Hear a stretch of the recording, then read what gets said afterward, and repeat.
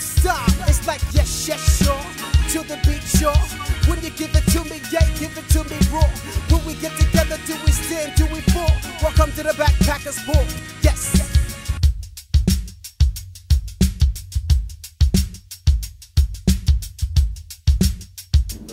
In 5, 4, 3, 2, 1. What's going on? What's going on? When you start that, I wanted to be. Yo, welcome to a little thing that we call the Cipher. What's up, yo? We back at it. I am your host, Marcus, the Kidd Warren, and with me is my man Muff. How are you doing today, sir? I'm doing well, man. I'm excited today.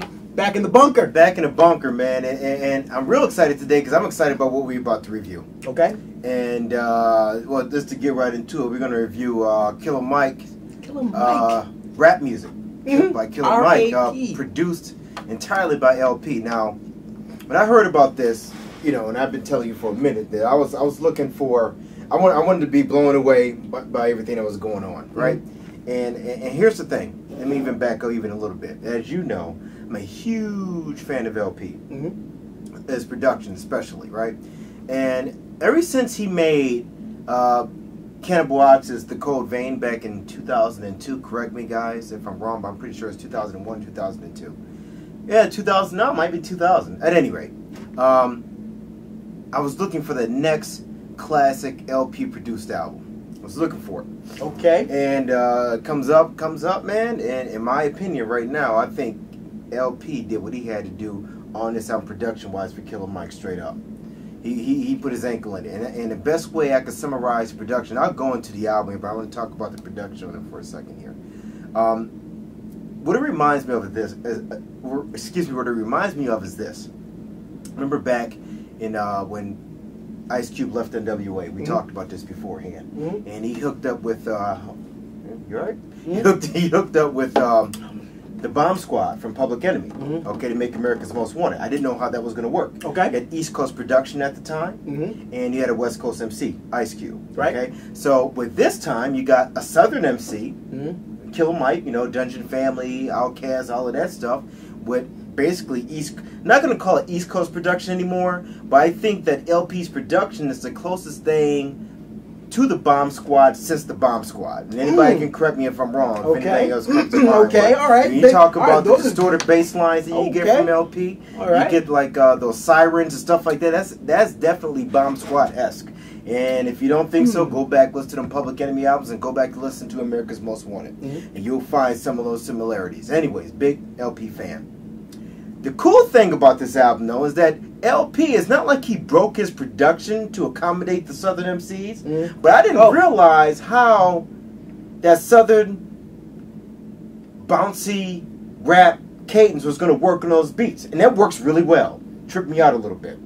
I was like, oh man, you know, the way this dude spits, you know, dun, dun, dun, dun, you know I'm talking about cadence from a Southern cadence. It works on these things, man. This album, I think, flawless production. Now, lyrics, and I'll let you speak to this a little bit. Okay. Lyrically, I love it because I think he's saying something. Why? The very reason I love this album is the reason why you will never see this in your top 40, the reason why you'll never see any real videos on MTV or BET, especially BET. You don't see nothing like that. You're not going to see, you know, Don't Die. You're not going to see Southern Fried, which is sick. You're not going to see those videos on MTV because it's Reagan. You're not going to see Reagan on MTV or BET because the dude is actually absolutely saying something. He reminds me, it's like a Southern Chuck D type of stuff he's talking about, a lot of this stuff. Very political, very edgy, very controversial, some of the things he talks about, you know. So I could ramble on all day about it. Where are you on this album? Well, I mean, let's first be honest. I mean, first of all, I want to acknowledge, I forgot who it was that said I tap on the table a lot with my pen. I have purposely put my pen down, or my pencil down, to stop from tapping the card. So I want to acknowledge that. I'm trying to get it done. All right, now let's go into it. Okay. All right. Killer Mike, he was not really on my radar that much. I got to be totally honest with you. Okay. Not like I think he's whack or anything else like that. He just wasn't an MC that I was constantly keeping track of. The one thing that I noticed about Killer Mike is that he, especially about this album, there's like an old school feel to it. that I automatically clung on to. I just really dug this old school type of flow, type of not so much subject matter, but just the way he flows. He comes right at you.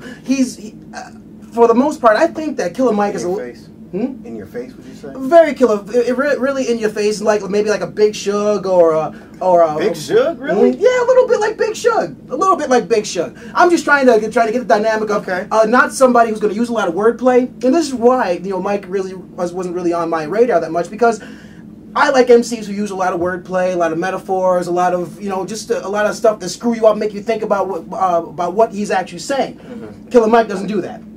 Comes right at you, right in your face, not apologetic, nothing. He just comes out and says it. Now, the thing about this project, obviously you touched on it with the production, and I think you're absolutely right. LP put his ankle in it. He did not switch up at all, which kind of like made me a little bit like, okay, LP, Killer Mike, I don't know how this is going to work. So I went in like, okay, let me listen to this. It's going to be a train wreck. It is a beautiful train wreck. Killer Mike actually spits rawness over these beats, and he kills it, knocks it out of the park. Now, the thing that he doesn't do is, like I said before, he doesn't use a lot of wordplay. He just comes right at you. And what I'll say, not to cut you off. What you did anyway. Okay. Well, let me just jump in here with that. Okay. Because you mentioned like how are you saying that, and I'm asking you a question, are you saying that that's a negative that doesn't use wordplay? Is that what you look for? Because, well, and I'll give you an example once you're done by, go ahead. Oh, no, I mean, my final point was going to be that it works, okay?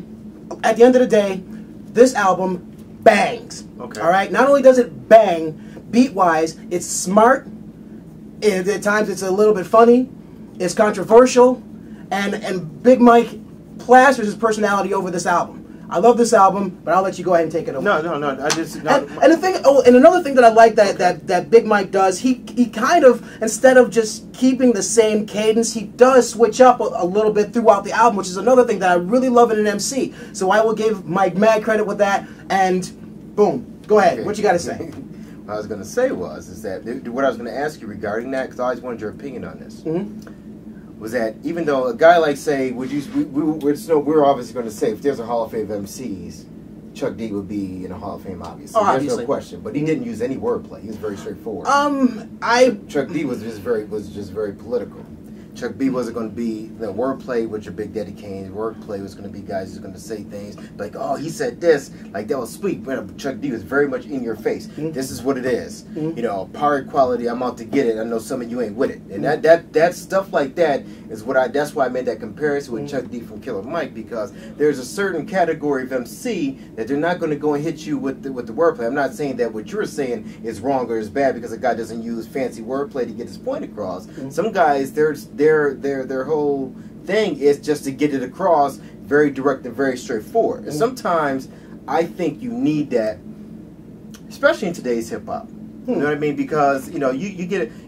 We can listen to Lil Wayne. Lil Wayne's got sick. His wordplay is a little crazy. You know what I mean? Some of my favorite MCs got sick wordplay. Shit, I was cursed, did I? Common uses wordplay.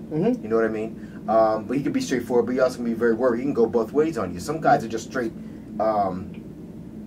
Just straightforward, political, and controversial. And the reason why I mentioned something to you regarding the Big Shug comparison was that because I like, now you know me, I like Big Shug, but I know he really can't rap. But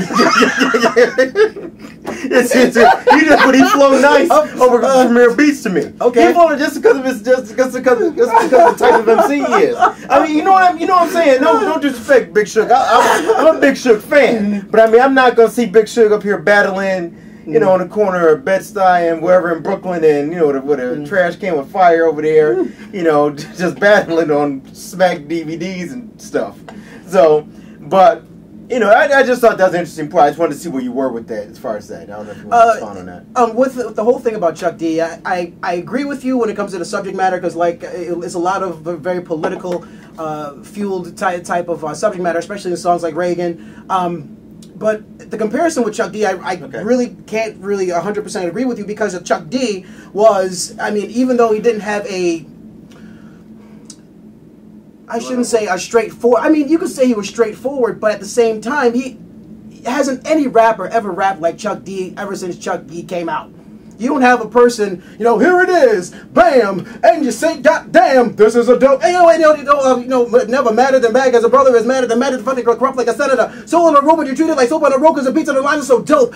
That type of word, I mean, to me, that is wordplay. I mean, certain things, yes, I'm sorry, it's not the traditional wordplay that we talk about here and some of our underground artists, but he was one of those MCs that had their own style. He had his own way of coming at people. Like I said, you name one MC, and it's been a long time since Public Enemies have been out. You will have one MC that sounds anything like Chuck D. Okay, Chuck D, I think number one thing was, in addition to him being political, excuse me, Chuck D's number one asset, I thought, in MCing was his voice. Yes, okay? I do agree. And I think the one MC that I compare, and this is something that's going to trip you out, the one MC that I think compares to Chuck D as far as his voice is concerned, where his voice sticks out, is going to be, drumroll please, is Tupac Shakur.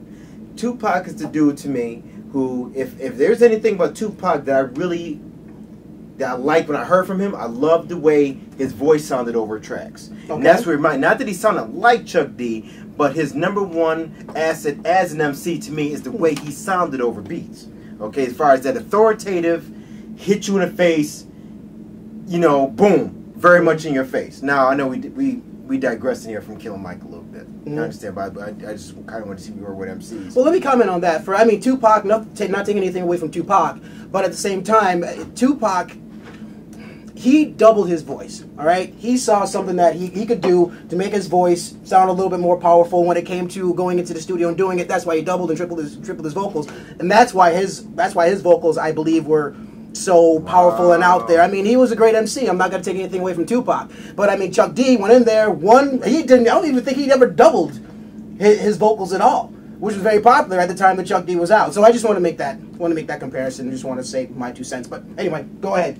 No, okay, no, it is what it is. We argue about this stuff all the time. At the end of the day, getting back to the Killer Mike thing. Killer Mike. I think that Killer Mike, I think he's a very good MC. I like his directness when he talks. He's got that political thing behind him, which I absolutely love because you don't get enough of that nowadays. And there's only a couple of Southern rappers who keep it 100 when it comes to that stuff. Him and say like David Banner. Guys like that will come across to you and give you the real. And they don't hit you with, like, as you would say, the fancy wordplay necessarily or anything like that. But they're very straightforward. And when you're straightforward, you do the same thing for me. You get me to thinking anyway. And I think like Don't Die is an example of telling a story that I think is off the hook about how he messed around and shot a cop and how it came down. That was awesome. And then the beat to support that was kind of sick. So I think the album is off the hook. And let's go to right. Let's go, go ahead and rate it. And, and I think your Tupac and Chuck D comparison is off. It's not. It's not. At any rate, again, not taking I'm not taking anything away. Again, not taking anything away from Tupac. I just think him and Chuck D have different. No, you ain't got to sell me on Tupac. You know, no, I'm not selling you. I'm trying to sell people out here. I don't feel no type of way when you say anything about Tupac. If it wasn't for that voice, Tupac would be like, you know, I'd still be ass some of his stuff. At any rate, though, getting back to this, I thought the album was off the hook. I thought lyrically, I thought it was great. I thought he did some great things. I think the song Reagan and how that affected the community and what happened during his Reagan years. The song Reagan I thought was beautiful. The production was absolutely excellent. I think what I'm listening to right now, I think I'm listening to a future classic. Yeah, I do. Real talk, man. If I'm gonna go ahead and rate this thing, I'm giving Killer Mike's rap music 5 out of 5. Whoa! Whoa! I'm giving it a 5 out of 5, man. 5 out of 5. Yeah. Okay. Well, maybe I need to. Look, I've had this thing for a minute. I've been looking around, listening to it real good because I wasn't ready to do that. Looked at other people's opinions on it, see what other people were thinking. This is me. That's kind of where I'm at with it, man. I think right now you give it to me. This is a future classic. I stand by it. Okay, future classic.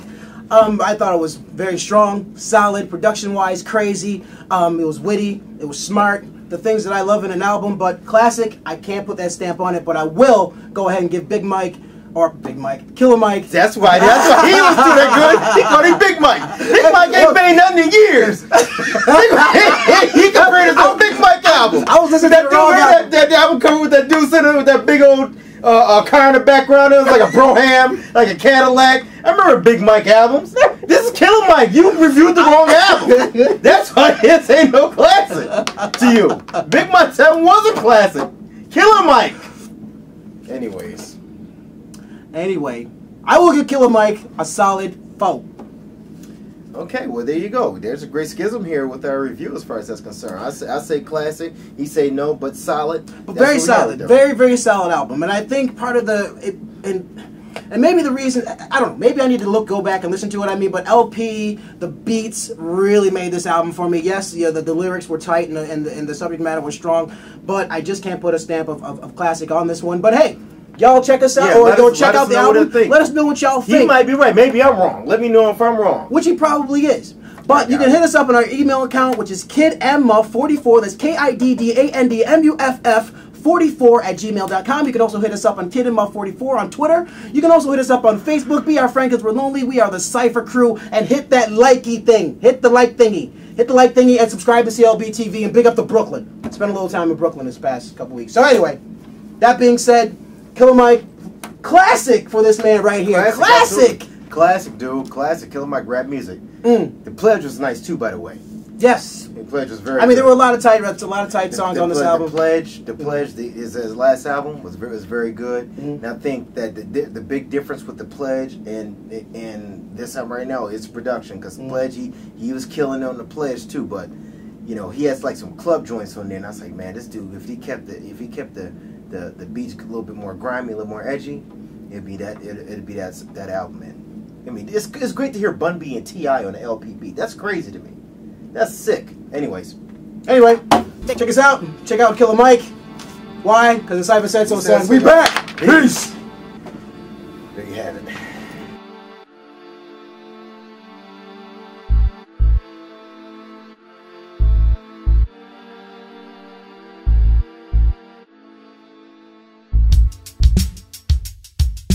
Every time I write a rhyme, I feel like Megatron going against Optimus Prime for the very last time. Once y'all stand, once y'all fall, let me know you're not appalled. Put your hands up in the air, say yes, sure. We're all gathered to witness the Babylon.